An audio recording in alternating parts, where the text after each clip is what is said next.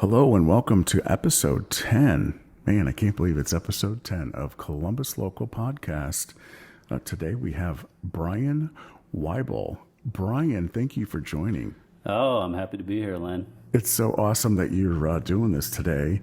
Brian is a musician in Columbus, Ohio. He has a storied history. I personally haven't seen you out doing any gigs lately, Brian. What have you been up to? I have been out of the music industry for quite some time now. I think last band I was in was probably over a decade ago. I'm just basically focusing on the family, my career, stuff like that. Although, what's interesting is one of my buddies and one of my bands we'll talk about here in a little bit, he was a DJ for one of our bands, DJ Chad. He bought a little bar up in Port Clinton, and he texted me and he said, "Hey, Brian, I'm trying to get people to come." It was a tiki bar. So I'm trying to get people to come up here. I only have space for one guitar player, but I'd love if you came up here and played a couple sets. And I'm thinking to myself, what the hell? I can't do 2 sets. I mean, I might have 10 songs I might know at this point. But then I started thinking, that seed kind of got in the back of my brain and keep thinking about it. And I'm thinking it would be fun. I think I'm at the point now in my career and family where maybe I could carve some time out. But, the thing is, these days, I think it's okay, it's PC to use your iPad for the lyrics. And I'm thinking to myself, well, hell, if I don't need to memorize 50 songs of lyrics, and I just need to know, play all the songs, which are, most of them are 3 or 4 chords anyway, if we're dealing with pop songs, I could probably get something together. So not this year. But you can do it. Maybe. You can do it. Maybe 2024, you might see my name in lights once again. I can't wait. On the marquee, but I don't know. Don't go, telling all the big music publishers, and I don't need people banging on my door saying Brian's back, because I'm sure that would happen. Oh, it's going to happen. But maybe I might be coming to Port Clinton. I don't know. I don't even know if that guy still has the bar. I think he does. I haven't talked to him. If not, I'll just stand on the corner and do it. I play in a 5-piece rock band, and I love it. But it seems, Brian, that the trend is, acoustic solo. Mm-hmm. Or acoustic duo type scenarios.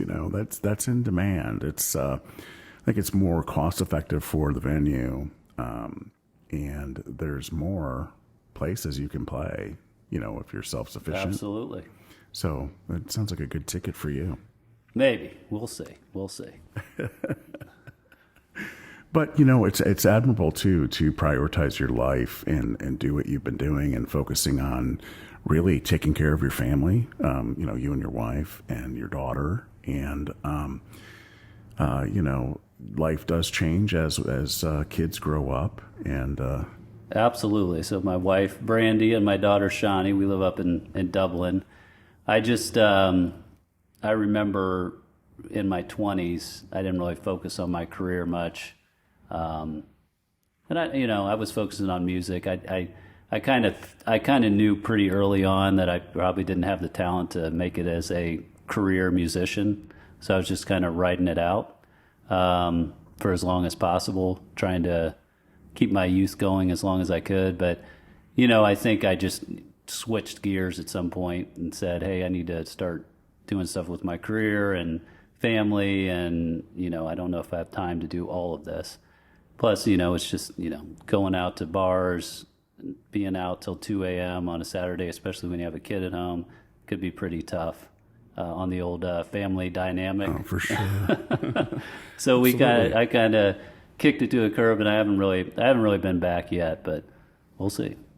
Yeah, and that's good news. And I think that wives and children have a way of reprioritizing our time. Sure, absolutely. I've been there. I know a lot of folks have been there. But it's in your blood, obviously. I guess. Well, literally, if we want to go way back, I don't know if that was supposed to be a segue or not, Len, but I'm good. We're rolling. We're just having a conversation, yeah. friend. I mean, I do have a very musical family. My dad plays the banjo. I mean, he plays multiple instruments: banjo, guitar, piano. My mom was always into theater, so she's very theatrical. But he used to play Dixieland down in Bourbon Street when he was a young guy, college age, in New Orleans. No, there's a lot of crazy stories from there, I'm sure. But he's a 4-string banjo. He's not so that's the Dixieland banjo. So he likes to joke around that's the real banjo, the 5-string bluegrass that everybody knows. I remember once, I forget when this was, but he entered some kind of banjo competition, and it was all bluegrass banjos except him. And he got up there and he rocked it. I mean, he's very, very good at the tenor banjo. I think he was the best one there, but he got last place because everybody's like, "What? This is not bluegrass. What kind of foreign instrument What is this?" that? I mean, it'd be like, I mean, it's not the same, but it's kind of like taking like a ukulele to a guitar, playing. It's just a different style. It's a different instrument. They play it differently. But so, I always had music growing up. I played piano a little bit as a kid. I can't play piano now. I'm trying to force my daughter to play piano now. But my brother, Kevin, very, very good piano player. He played a lot on cruise ships. He actually met his wife up in Cedar Point. When he went to Bowling Green, he would play in the shows in Cedar Point. And he met his wife. DeVette was a singer-dancer up there. So that's where they met her. So they're very musical, obviously.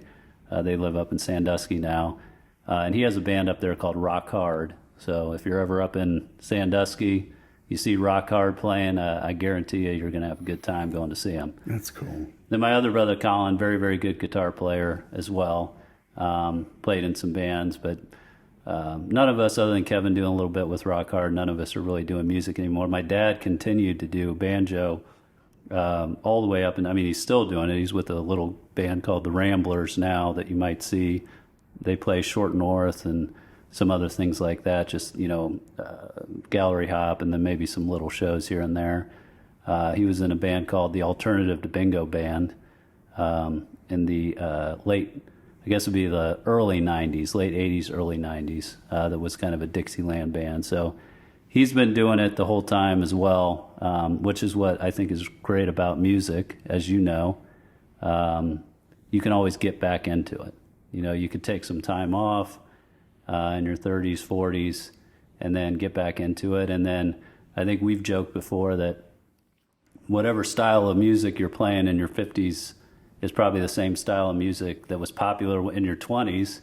So everybody that's listening to it is also in their 50s, and at that point they're probably dying for stuff to do to get out of the house. So you could probably get people to come to your shows. And in my case, it would be listening to a lot of 90s music, playing some Red Hot Chili Peppers or Pearl Jam, which I guess that's all classic rock now.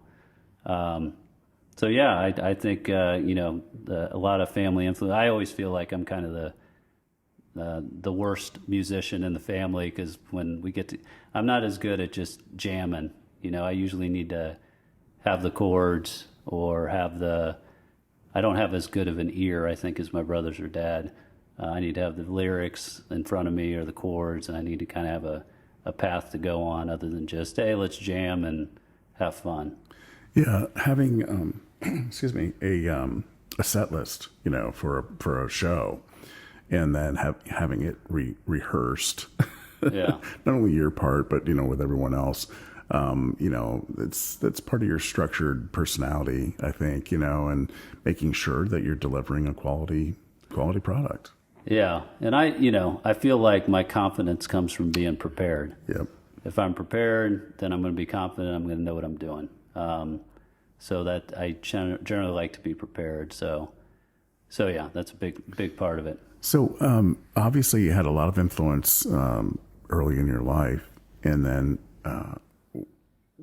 when did you start performing outside the home? And what were you doing? Yeah. So I think, and you know what's funny is I sometimes forget about this band. No offense to anybody that was in this band, that might be listening to this. I still have a really good friend, Keith Weil, who was the drummer for this band.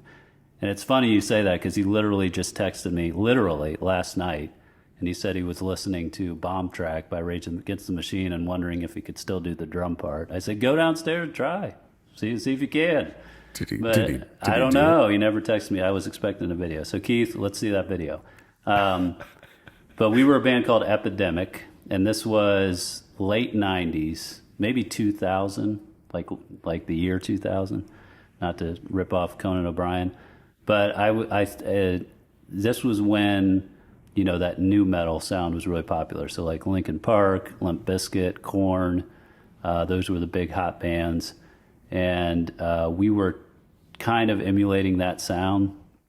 We were all originals except for we did Bomb Track, we did a Deftones song, My Own Summer, is that what it's called? Something. And then we did maybe a Limp Bizkit song. I can't remember. We probably did Outside too, because like at that time that song was everywhere, so you had to play it. But our first gig, there was a place called the Sunset Grill, not Don Henley's Sunset Grill, but a place in Reynoldsburg called Sunset Grill. And I remember that time I was just the guitar player. I did not sing in that band. So it was me, Keith was the drummer, a guy named Jason Reese was the bass player. And then I think his name was Ron, was the singer. I haven't seen him in 20-some years. But I did not do any singing in that band. I was just a guitar player. And I remember that Bomb Track intro. It's got that intro like the it always I always had major, because that's just me on guitar, had major anxiety. But we got it was basically, we packed the place because it was all friends and family, basically like the first gig. And I remember I had a Mesa Boogie amp that was giving me all sorts of trouble. I bought it from, I don't know if you remember Lang Music that used to be down on Hamilton Road. Oh, sure. I bought it from there, and it kept giving me problems. I could not, because I remember Jason was always like, just tweak it. I'm like, this thing's like, I don't think I can tweak it. Like, something's wrong with this thing. But I took it to Lang Music. They gave me a loaner while they were trying to fix it, another Mesa Boogie. And then I go up on stage to start, and the thing just will not turn on. It didn't turn on. And I'm the only guitar player. And then I'm like, well, I don't know what we're going to do. And so Jason, like I said, it was all friends and family there. So Jason got his buddy to go get his Marshall stack that was down the road. And they're like, Brian, and then he looks at me, he's like, Brian, just get up there and play, just play some acoustic songs to tide everything over. So at that point, I knew a few songs, and I remember I played like She Talks to Angels by the Black Crowes, but I only remembered like half the lyrics. So it was like, it's a sing-along, everybody sing along, because I could barely remember any of the lyrics. And then finally we got the stack, we started to go. First song, Keith, I don't know if the adrenaline was pumping through him or what the heck was going on, but he put his bass drum pedal through the bass drum. And that was the first song. So, we had an amp that blew up, my crappy She Talks to Angels, and then now we don't have a bass drum. We just put duct tape over it. And so how old were you at this point?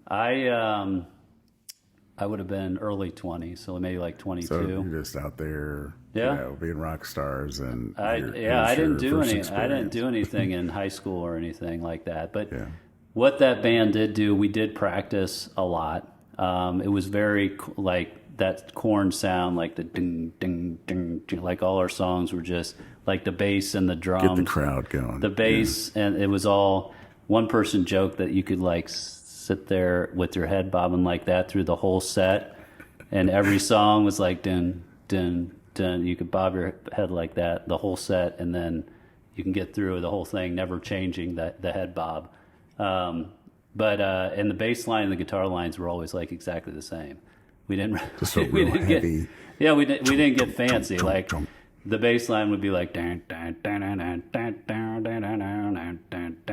the guitar would be and then maybe I'd be like a you know, it was all just heavy like that. So that was my first band. We did 2 shows. It was a lot of fun.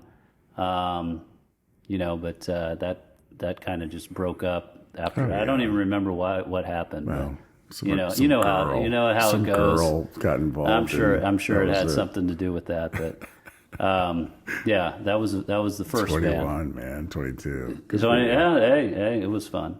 Oh yeah. So that was the first band, if you want to even consider that a band. But we did have T-shirts, so I guess that's what makes you a real band. I think I still have one of those. Gotta have merch. It's important.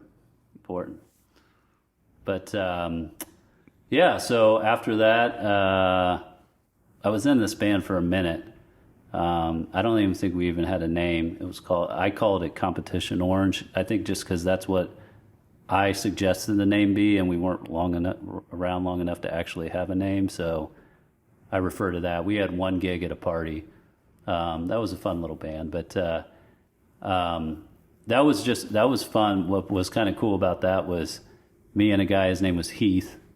We were the guitar player, singer, and we were trying to find people. Like, that's my first experience, I think, of really trying to start a band. I had always kind of come in to already established bands, and just we went somewhere once, and this guy said he was a drummer, and we're like set up, and we're like, all right, show us what you could do. And he took his sticks, and he was like holding them like chopsticks or something, and he was just like that, like on the drum. And we're like, all right, show us what you do. And he's like, all right, let's do it. I'm doing it. I'm like, so we were, you know, it was like, I remember Heath looking at me like, who is this guy? What's going on? And then he wanted to show us his steel guitar or whatever, slide guitar, and he was like, like, you know, and so there was many times where you never knew what you were walking into when you're finding somebody. But that then from there is I kind of took a break from there, and then I would say I went into my first quote unquote real band, which was Suckus, which that name it's a name you can't forget, Suckus. That's for sure. But you know, people always made fun of me for that band. But I was like, did you ever forget the name? Not made fun of me, not for the band, but for the name. I'm like, but did you ever forget the name? You ever forget the name? Because it was a really, really tight band. That was a band that I think everybody in the band was extremely talented. We recorded a 6-song, I guess you could call it an EP or whatever you call a 6-song thing. And at what was the studio? I can't remember it, but at one of the big studios in town. And then it sounded great. I remember I thought my vocals sounded so good on that album. They sang right in a range that I think was perfect for my vocals. But Jeff Ragin' Cobra, who's still playing, I think, with Ragin' Cobra. I think he's playing, but I don't think he's still in that band. He might be, unless he got a haircut. Maybe. I don't think he got a haircut. I don't. Maybe either. he did get a haircut. I don't know, Jeff. I saw a recent picture. Yeah. So he was just amazing at writing riffs. Like some of the riffs he came up with, and I think he really liked to just keep it simple and concentrated on it rocking and not trying to get too complicated. And he put together some really good riffs. And you were fronting this band, right? Is that correct? Right? So I was just only the singer. Did not do any guitar work at all. So Jeff was the guitar player.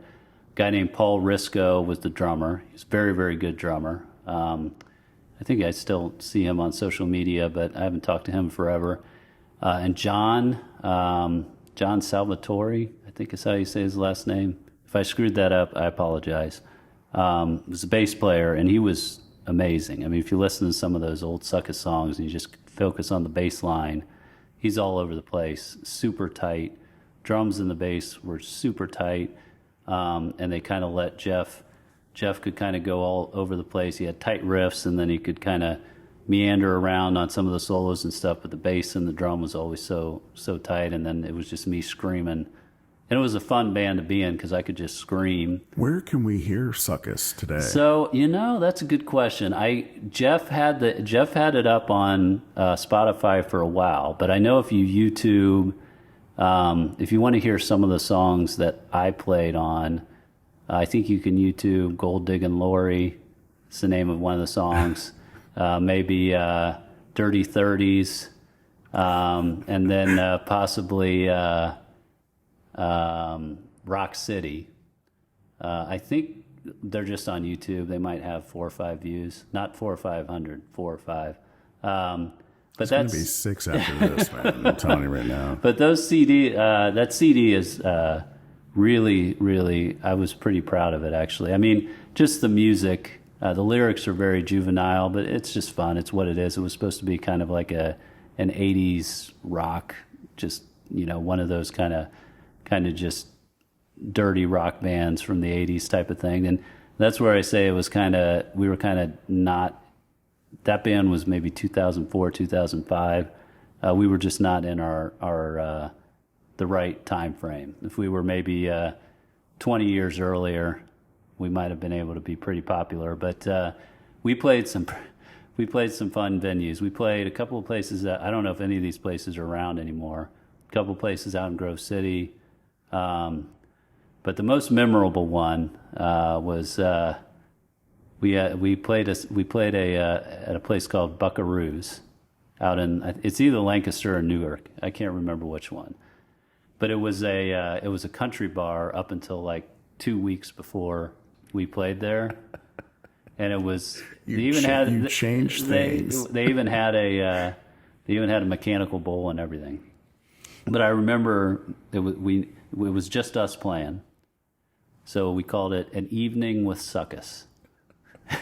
An evening with, which still cracks me up to this day. Was the bull running that night? The bull was running. So what's funny is I know like my parents came, a few people came. This was right after we, quote unquote, released our album, which I should put that album up on Spotify. It's kind of fun to listen to. But anyway, I could show you how to do that if you need some help. I think I will. So keep around. That album will be out there. Tales from the Magic Sack. That's what it was. Dude. That's the album. I couldn't remember it there for a second. But so an evening with Suckus. And what was funny was we only had 13 songs, and we were supposed to fill 3 hours. And all of our songs were about 3 minutes long. So I don't know how good you are at math, but that math does not add up. So I remember it was funny. I said it was a country bar, so I was loading in, and the place was completely empty. Maybe a couple of people at the bar. But there was like a group, like a bachelorette party, like a group of girls, like 15 girls that I saw parking and all coming in. And I was like, all right, now we got some people here. This is going to be awesome. So I'm setting up or whatever. And then I look around and like, they're nowhere to be seen. I'm like, I had asked Jeff or something. I was like, what happened? I saw 15 girls coming in here. Where'd they go? He's like, oh, they thought it was a country bar. They just turned around and left. I was like, what? They didn't see me loading in and say, I got to see this guy? They like the sack theme, but they're not going to stick around for music. Not that type of, yeah, exactly. So anyway, they all left. And I said, well, let's see what we can do. So it was like my parents were there, Jeff's wife, maybe my wife was there, and then I had some friends there. It ended up being, there's maybe 20 people or so there. It was a huge place, so it was it felt very empty. You're able to flex your But it was muscles. nice. It was a nice place. It had a big stage, all that stuff. So Jeff's like, I'm like, what are we going to do? How are we going to, we have 13 songs and we're supposed to play all night. He's like, we're going to drag them out. We're going to drag them out. So We're gonna he'd like jam. he'd start, but we weren't a jam band. We didn't jam. So he's like, what are we going to do? So he's like, the first song, I'm just going to hold the note. Like, so we started, I think, with Rock City that has kind of this opening. And it was like, he's like, all right, let's go. And he's just like, like just keeping the note going. And for about 30 seconds, I'm like, all right, well, we can't do this for 20 minutes. I'm like, we got to get going. We got to get going. But it was funny. Like, just we're going to hold the notes 5 times longer. That's how we're going to make we'll up. stretch it out. We'll stretch it out. But we ended up playing the whole set, and then we took a break, and then I think we just played all the songs again, and then we just said, screw it, we're only playing for an hour and a half or 2 hours or whatever it was. But everybody that we brought drank a lot, so I think the owners were fine. And then I did ride the bull at the end. Did not do very, very well. I don't think anybody does. I don't really. think I got PBR, professional bull riding, something I might go into. I don't think that's going to happen. But that was a fun little show. And then we did a bunch of shows. Like, I remember we went to a show, and my wife, I don't even know where these places are. A bunch of places on the west side, because that's where Jeff lived. Just a little hole in the walls. But I remember one, my wife Brandy, like, she was like, the sound guy's got like porn pictures like all lining the the soundboard. And but that was the first time where I was playing multiple gigs. We were practicing. I thought we sounded good, so it was just a fun band to actually get out there and sing in front. Because up until then, I hadn't really done a lot of that with any of the bands I was in. We only played a couple shows. So Succus was a good learning experience. I still like that band a lot. I still talk to Jeff. I don't talk to Paul or John much anymore, but I definitely would if I found them. But they're a good group of guys. Yeah, that's awesome. So did it end abruptly, or did it evolve to a point where you kind of fell apart? How did you transition to the next project, and what was the next project? So I think what happened with that was I started playing with And 5 Makes 20, and I thought Succus was a great band. I just couldn't do 2 bands, and I kind of felt like And 5 Makes 20 might have some potential to actually, because keep in mind, at this point, I was still in my 20s, and I was still kind of like, maybe there's a shot to me, actually being in a band that can do something. And I thought, Succus was great, but I think I was like, okay, these guys are playing music, like a style of music that's popular now. There might be a little bit of a chance here. So that was And 5 Makes 20. Those guys were all out of Findlay, Ohio.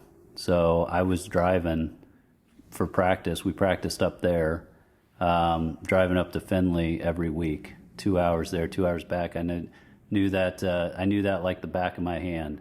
I knew when you got to Grandpa's Cheese Shack or something like that. You were close. That was like halfway. Once you got to Grandpa's Cheese Shack, if you didn't stop for cheese, then you were halfway there. And then Upper Sandusky exit, I always stopped to get a Diet Coke to make it the last 45 minutes to Findlay. But I was doing all that because I thought it was worth it I thought they were good. So that band was a different band than Succus. We played a lot of shows, but we would just play anybody that would take us. We would play because they were all from Findlay, so we played up in Findlay. I think we did a couple shows in Bowling Green, not a lot, but some shows in Toledo. What was the name of that place in Toledo we played that I really liked? Mickey Finn's, maybe? So that might be a place in Toledo. But we do anything. Did a lot here in Columbus. We did a lot of Scully's. Played a lot in Scully's. I remember that was right when they stopped letting people smoke in bars. And I don't know if you were playing during that time, but that was kind of a hit there for bands. Not yet. It was kind of a hit for bands there because everybody was outside, especially at Scully's. You go to play and you'd be like, nobody's here. And then like you go out on the patio, because they would make these really nice patios. That was a big thing when they started the non-smoking in bars. They'd make all the patios nice and beautiful, and so people could hang out there and smoke. But Scully's, I always loved the sound system at Scully's. I always thought we sounded great on there. We did a Little Brothers. That place isn't around anymore, but that used to be a big spot. That was a lot of fun. Those places, but we would play anywhere. We played at a little club, and it wasn't even a club. It was at some school. I can't even remember what school it was. Maybe it was OU. I don't know. Some Ohio college. And it was essentially a coffee shop. Like, think of like a coffee shop that usually like one person like with a guitar singing Sarah McLachlan songs or something would be sitting in the corner. And we were like a rock band playing Red Hot Chili Pepper songs in the middle of the day. It was like 2:00, and we like all set up our amps and everything. And I'm like standing like me to you across the table. There's like people there drinking their lattes, and I'm like screaming Sublime and Red Hot Chili Peppers in their face. But we would do that, and then another fun show is we actually went to Cleveland at some club in Cleveland. I can't remember the name of it, but we opened for Afro Man. I don't know if you remember him. I do. Because I Got High. Because he's actually been in the news recently for something. Didn't like the cops like something happened where like the cops broke in on his house or something, and he live streamed it. I was like, oh, it's my old buddy Afro Man on the news again. I never actually like met him. They like came in, he did the sound check, and then disappeared until he was there. But that show was, I just remember there was a fight. Like a guy was sitting on the stage, and one of the bouncers came up and was like, get off the stage. And he like swung at the bouncer, and there was like a big fight.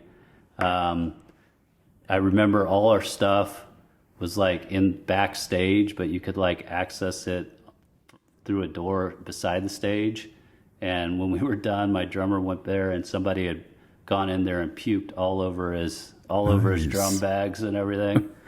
That was So that was a fun show. But we did open for Afro Man, my good buddy. But we would just play anywhere, and they were very, very talented. John Gregory was bass player. Derek Graber is the drummer. He lives out in Hawaii now. Blaine Dillinger was the guitar player. We had DJ Chad, that played sometimes with us as well. He's the one that owns that tiki bar I was talking about earlier. But Blaine now he still plays. If you ever want to check out a good reggae band, he plays for a band called Hi Re. They're based out of San Diego, and they're real good. When they come to Columbus, they were here. They played the LC opening for Sublime and Dirty Heads. They do a lot of festivals. That was one fun part of Amp 5 Makes 20 is we did festivals, small festivals. But a lot of the people that were in Amp 5 Makes 20 ended up backing up a band called Jacob Freely, which was two brothers. One of the brothers, I think, still plays in Trailer Park Ninjas, which you see around town a lot. Sure. But they had a festival called the Freely Fest, which was a fun festival. Some people there, like the Andy Shaw Band. We played a lot with them. I think Andy Shaw is still playing around. We had the Spike Drivers came out once and played the Freely Fest. They, obviously were extremely popular at that time. What were some of the other? I mean, there was but Jacob Freely, they were really good, and that's I kind of transitioned away from Amp 5 Makes 20, and those guys did Jacob Freely for a while, but Blaine's now out in San Diego with Hi Re, which I really, respect Blaine a lot because he's still doing it. He's an awesome musician, great showman. He always has a big mohawk. He does all the tricks like playing his guitar behind his head, and he looks like a 20-year-old up there. I don't know what he does to stay in such good shape, but he's doing really well. So we're going to see him. They're doing a cruise with a reggae cruise. You know how all these bands do cruises now. You can do a absolutely. corn That's cruise good. or That's a fun. New Kids on the Block cruise, or there's a reggae cruise that they're High Re's playing that we're going to do in November. So it'll be fun to see him. But that band was fun, and we probably played over. I think we were together for two years, but we played quite a few shows. We were playing, probably three or four times a month, and we were all originals. And we put out an album too called "Get Out of Jail Free," which we were gonna put on. There's a lot of albums I'm mentioning that either used to be on Spotify or we were gonna put on Spotify, but aren't there now. We were going to put Get Out of Jail Free on Spotify. I like that album a lot. I wasn't super happy with my vocals on that recording. We used to do recordings where we would go from like 12 to 6 a.m. Because one thing about AM5 Mix 20 is we were all broke. So you're not going to find much AM5 Mix 20 stuff out there because none of us could afford any promotion. And I think one of the downfall for AM5 Mix 20, and this is me included, was just we weren't very good at hustling to get. I mean, we got gigs, but we didn't have a promotion machine behind us. And that was partly my fault too. But we never had the promotion to really do things other than just gig, and we had no real merch or anything. We just went and played the show and said, "Hey, this is where you can find us on." Back then, it was like MySpace or whatever.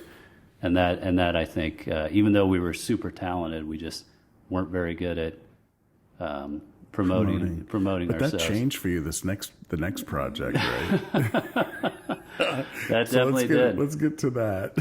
So I don't want to run out of time. all right, Maybe we'll 10 go on. minutes. I could probably talk about AM5 Mix 20 forever, and there's probably a million stories I'm leaving out. But so then I took a little bit of a hiatus from playing, and then a good buddy of mine. So I used to, when I was kind of at a low point in my career, I was kind of just doing pretty basic stuff at work that was maybe not taking me much time at all to do. I used to spend a lot of time on musician message boards. There was one in particular called Harmony Central, which is basically just this was kind of, remember this is like before Facebook and stuff. So, message boards were kind of like where people go to talk and stuff. And there was one called Harmony Central, which was a lot of musicians. And I was Weebs on there. Lots of posts, spent a lot of time on Harmony Central. But another guy, he was actually a fan of Brock. Brock, I don't know if you remember Space Ghost Coast to Coast, but there's a character called Brock. He was fan of Brock. But that was Steve. And one day he's like, "Hey man, come join my band. We need a singer." And I said, "Let's try it out." So that's when I kind of got with Kings of the Drink. So Kings of the Drink at that point was me and Steve and Jimmy King, who is a big fixture in the music scene here in Columbus Absolutely. now. Back then he was, just kind of starting out. I don't know how long he had been in Columbus at that point. If I remember correctly, when he came to Columbus, they reload, and his part of the bargain was he could do a band, and he came up with the concept of Kings of the Drink. And I won't steal any of your thunder. No, that's good. You got to remind me. So this is a long time ago. Oh, it was. But Over. Brian, we're talking like 11 or 12, 12 this years was probably ago. More than that even. This is probably maybe it's like 15. 2009. So, originally I think they were going to play all songs about drinking. But then it ended up being like, well, unless we're going to be like a George Thorogood cover band or something, we're not going to be able to fill 3 hours of all songs about drinking. So, but that was kind of got the ball rolling. So back then, I think it was, so Derek, I don't know if you remember his last name, long blonde hair. He was a guitar player. and Mark Brennan, who I don't know if he's still playing drums at all. I hope so. Yeah, he started out and as the drummer, and I think that was it. I feel like there was another guitar player. I don't know, but I did. Of course, Jimmy King on bass. Jimmy King on bass. And promotion. And promotion. So the big thing, business. yeah. So this was new to me. Like usually we would have a band that practice and then did a show, and we wanted to make sure we were good. I remember when I did Kings of the Drink, we had maybe done two practices. We had like 50 songs. Like we really had a lot of songs. And Jimmy's like, "Oh, I booked our first gig. We're playing it." At this time, it was called Tavern 42. I remember that because I still drive by it all the time when I'm going to Delaware from my house in Dublin. It's not Tavern 42 anymore, but it's right there on, I don't know, one of those roads, 36, I think, that go. It's on 42. That's why it was called Tavern 42, but I think it's like 30. I don't know. I'm not here to give you a map lesson, but we were doing we had 2 or 3 practices in our belt, and we're doing shows already. And he was like, "Let's just do the shows, and if we suck, that's all right. We'll just keep going, refine over time, refine over time, refine over time."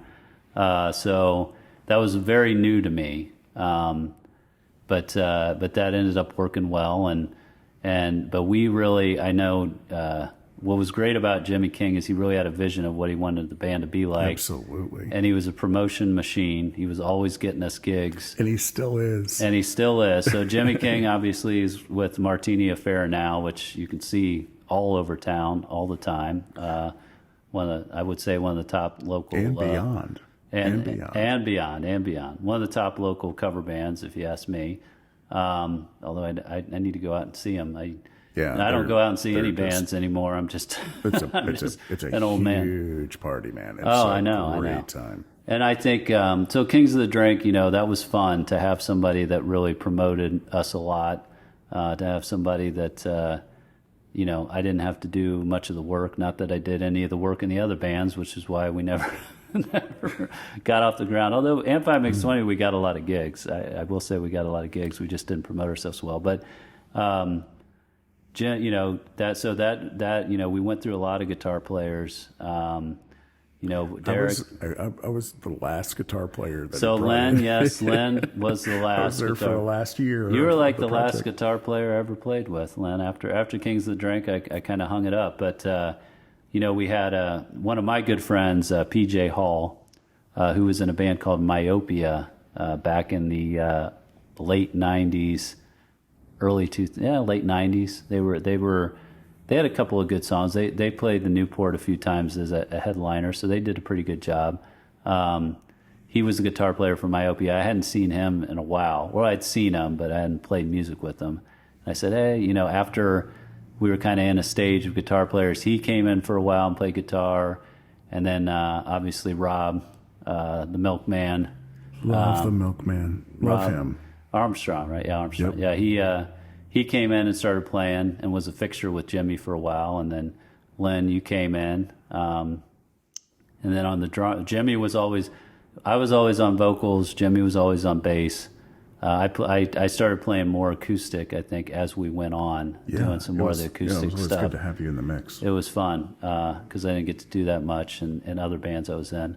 But and then, we had Mark on drums, and then Jeff Demansky. I'm sorry, Jeff, if I'm butchering your last name, but he had his electric drum kit. He played with us for a long time. I mean, I think he was still there because I have that picture in one of my rooms that is us playing at that bar that's in the Arena District. It's now what is it, like the Whiskey something or other? I forget what it's called now. But right there next to the arena. Yep. I have that picture. I think that's me. That's a great band picture. Yeah, it's me and you and Rob, Jimmy, and Jeff. Glenn Pine. Yes. The great Glenn Pine photography. That's a beautiful picture. I got to get a light, I have a light shine right on it because it's kind of a dark picture, which makes it look cool. But you got to kind of light it up when it's on the wall. But I that was that group, and then we had JP on the drums. J.P. Bentz, I believe, was the last drummer. He was on drums for a while. I might be leaving some guitar players out, and I apologize. We had some people in and out there for a while. Yeah. But what a fun! It was just a fabulous band. It was fun. It was fun in that there were a ton of great fun gigs. Yeah. And he had Jimmy King at the helm, who is just a marketing wizard and a booking machine. And a lot of fun on stage, too. A lot of fun on stage. Absolutely. A lot of I energy. learned a lot, and I'm always grateful for my time. But I also got to meet you. Hey, I'm still around, hanging out in your beautiful pad here. I'm grateful for Jimmy, and he did a great job, and that was all fun. It was a fun time in my life. I think being in those bands gave me a lot of confidence that helped me a lot in other aspects of my life, be it my career or other endeavors. Just being the front man of multiple bands and doing it multiple genres, playing lots of gigs. I mean, if I added them all up, I don't feel like I was ever really a fixture of the local music scene here in Columbus, but probably played over 100 gigs, I'm sure, if I really added them all up, if not more.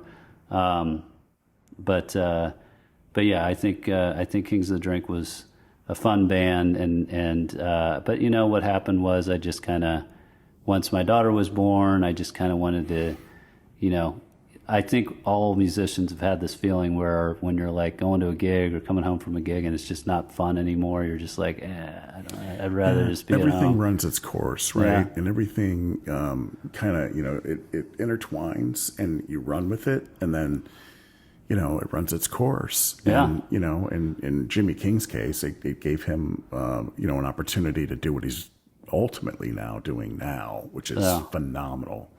And it's always wonderful to see something like that, happen with after a change. Yeah, and and you're focused on your family, and you're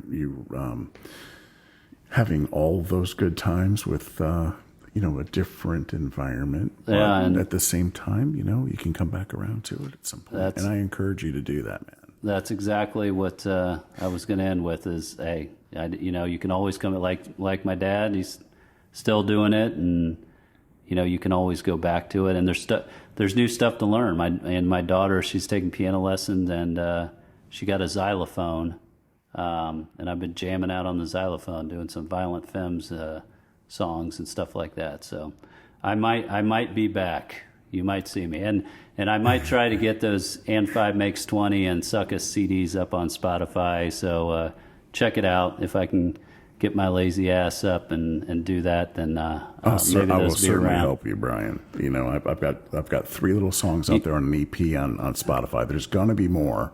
I got a home studio here now, so it helps produce the podcast, but also I have big plans to get some of the stuff rattled on my head, recorded. I can do it right there. But I have three original groove tunes out there that I kind of re-released from back in the day. Awesome. But I'll help you with the Spotify stuff. It's no problem. Great. And we're almost out of time here. It was awesome performing with you back, with the Kings of the Drink. Thank you. You were great. You were great to perform with too. Absolutely. Well, I learned a lot, and then, but there was also just a pleasure to hang out with you today too, and come here and hear your story and hear that we may see you ride again, maybe, which would be great. And it's been a lot of fun, and I appreciate what you're doing. I think there's a lot of local musicians out there that have a lot of stories, and it's fun to hear them and fun to listen to them. I'm booked every week through the end of 2023. Hey, once this is out, the people love talking about their music. So I'm sure you're going to get a lot of people in here, and it'll be fun. Yep, absolutely. And I appreciate you being here, Brian. Thank you. All right, thank you. All right, that's a wrap for episode 10 of Columbus Local Podcast.